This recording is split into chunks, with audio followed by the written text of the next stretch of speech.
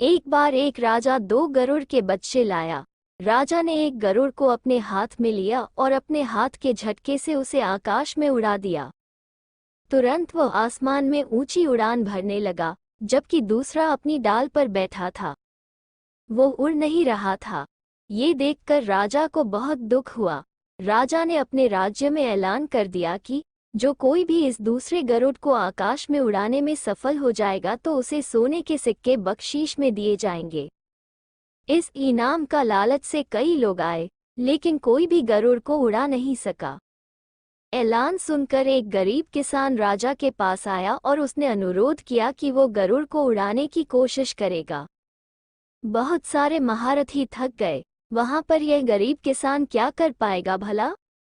ऐसा विचार राजा के मन में आया, लेकिन उन्होंने फिर भी उसे लिए सहमति दे दी क्योंकि गरुड़ का उड़ना जरूरी था।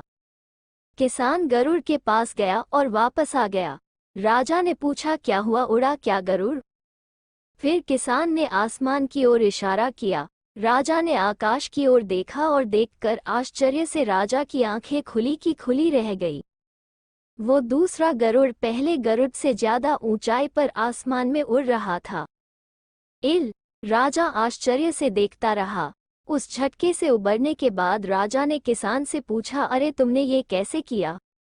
किसान ने कहा, मैंने कुछ अलग नहीं किया, मैंने बस वो गरुड़ जिस डाल पर बैठा था वह डाल तोड़ दी।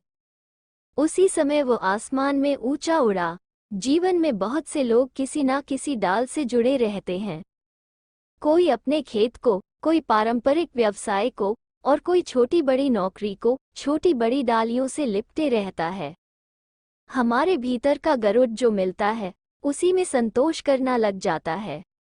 जो नौकरी मिले तो फिर घर खरीद लो, बच्चे हो जाने के बाद उनकी पढ़ाई, फिर उनका सेटलमेंट, शादी, यह सब करना, फिर रिटायर हो जाना, बस जिंदगी खत्म। इसे कहते हैं मध्यम वर्गीय मानसिकता। अरे कभी तो अपने अंदर जाकर देखो, क्या जीवन बस इतना ही है? याद रखें कि आपके डाल को कोई काटने नहीं आएगा। आसमान में ऊंची उड़ान भरनी है तो खुद को ही खुद की डाल तोड़नी होगी।